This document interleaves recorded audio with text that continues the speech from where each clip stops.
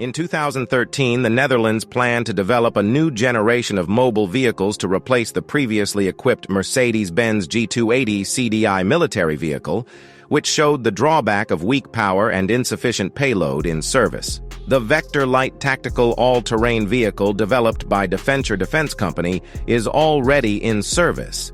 The Vector weighs about 2,770 kilograms empty, with a maximum loaded weight of nearly 5,000 kilograms.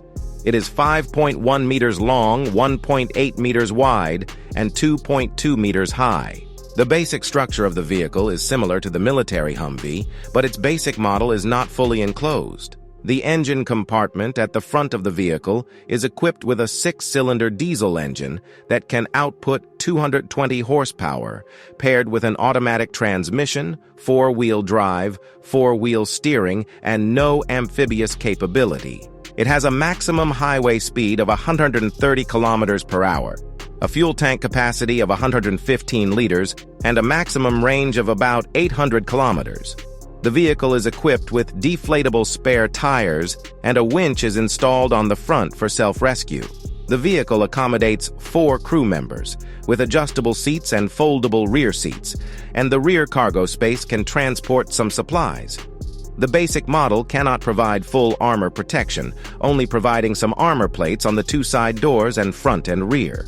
However, it can be upgraded with additional armor plates, and the windows can be replaced with bulletproof glass. However, due to its small size, even with the highest level of armor protection, it will not be too strong, only reaching NATO Level 1 standard, which can withstand hits from 5.56 mm and 7.62 mm standard ammunition from 30 meters away, as well as ordinary hand grenades or long-range fragmentation damage. In terms of weapons configuration, an M2 heavy machine gun or an HK-GMG automatic grenade launcher can be mounted on the circular weapon mount on the roof, allowing for attacks on targets in different directions.